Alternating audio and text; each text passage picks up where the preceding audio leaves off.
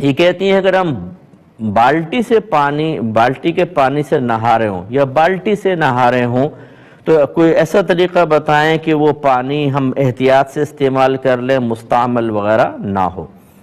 پہلے سب دیکھنے والوں کو میں گزارش کر دیتا ہوں کہ دیکھیں پانی جو ہے وہ، یہ بہن نے کیوں پوچھا وہ میں سمجھا رہا ہوں کہ پانی بذات مطہر ہے۔ بذات کا مطلب کسی پاک کرنے کے سلسلے میں کسی اور چیز کا محتاج نہیں۔ مطہر مانے پاک کرنے والا، کیونکہ اللہ نے فرمایا وَأَنزَلْنَا مِنَ السَّمَاءِ مَاءً طَهُورًا، ہم نے آسمان سے پاک کرنے والے پانی کو نازل فرمایا۔ اس کا مطلب ہے پانی کے اندر پاک کرنے کا وصف موجود ہے، آپ نیت کریں نہ کریں۔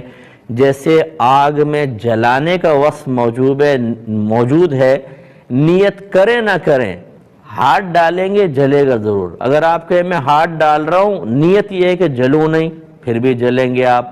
جواب کمپلیٹ کرتا ہوں ایک مختصر سے بریک کے بعد۔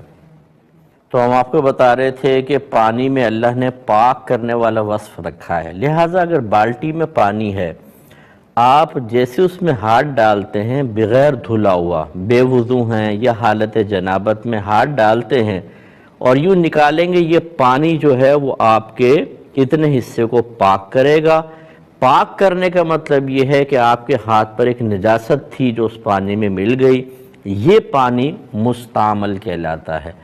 حالانکہ بے وضو شخص کے جسم پر کوئی ظاہری نجاست نہیں ہوتی، لیکن شریعت نے کہا ہے کہ نجاست ہے، تبھی تو ہم بے وضو نماز نہیں پڑھ سکتے۔ پہلے اس نجاست کو وضو کے ذریعے دور کرو۔ ایسی نجاست جو نظر نہیں آتی اس کو نجاست حکمیہ کہتے ہیں۔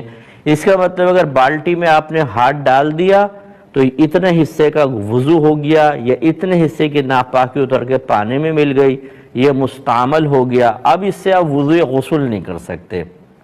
یہ وہ بہن پوچھ رہی ہیں کہ ہم غسل کریں تو کس طرح کریں کہ پانی مستعمل نہ ہو، استعمال شدہ نہ ہو۔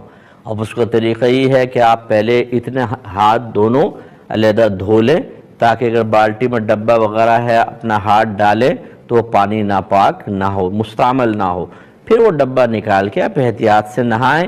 ہاں یہ ضرور ہے جب آپ نہا رہے ہیں اور کچھ چھینٹیں فرض کر لیں آپ کے بدن کی اس پانی میں چلی گئیں تو جو آپ کے بدن سے گر رہا تھا یہ مستعمل پانی تھا کیونکہ نجاست حکمیہ لے کر گر رہا ہے۔ جو بالٹی میں پانی ہے وہ غیر مستعمل ہے، اور اصول یہ ہوتا ہے کہ مستعمل اور غیر مستعمل آپس میں مل جائیں، جس کی مقدار زیادہ ہوگی حکم اسی کا ہوگا۔ اس کا مطلب ہے نہاتے ہوئے چند چھینٹیں پانی میں چلی بھی گئیں تو بالٹی میں غیر مستعمل کی مقدار چونکہ زیادہ ہے، اس لیے وہ سب کا سب نہانے کے قابل ہی رہے گا، آپ کی ایک آدھ چھینٹ جانے سے پانی ناپاک یعنی مستعمل نہیں ہوگا۔